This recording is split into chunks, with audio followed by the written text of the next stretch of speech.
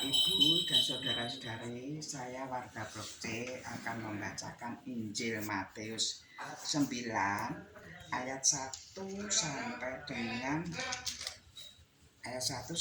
17. Matius 9 ayat 1 sampai dengan 17. Demikian. Sesudah itu naiklah Yesus ke dalam perahu lalu menyeberang. Kemudian sampailah ia ke kotanya sendiri.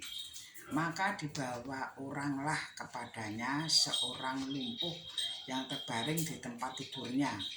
Ketika Yesus melihat iman mereka, berkatalah ia kepada orang lumpuh itu, "Percayalah, hei anakku, dosamu sudah diampuni." Maka berkatalah beberapa orang ahli Taurat dalam hatinya, "Ia menghujat Allah." Tetapi Yesus mengetahui pikiran mereka, lalu berkata, "Mengapa kamu memikirkan hal-hal yang jahat di dalam hatimu? Manakah lebih mudah mengatakan dosamu sudah diampuni, atau mengatakan bangunlah dan berjalanlah? Tetapi supaya kamu tahu bahwa di dunia ini Anak Manusia berkuasa mengampuni dosa." Lalu berkatalah ia kepada orang lumpuh itu, "Bangunlah, angkatlah tempat tidurmu, dan pulanglah ke rumahmu." Dan orang itu pun bangun lalu pulang.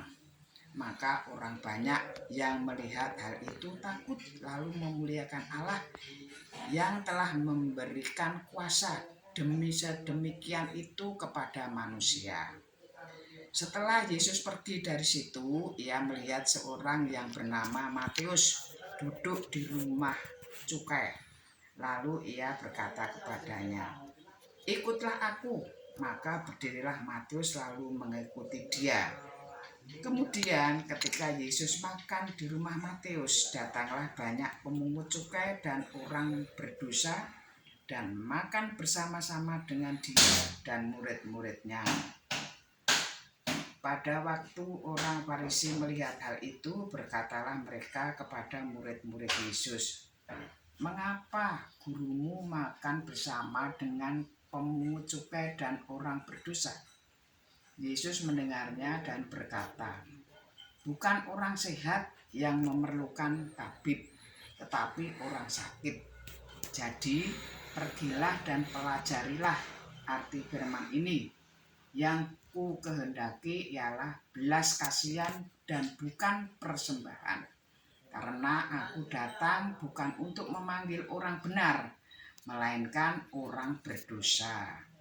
Kemudian datanglah murid-murid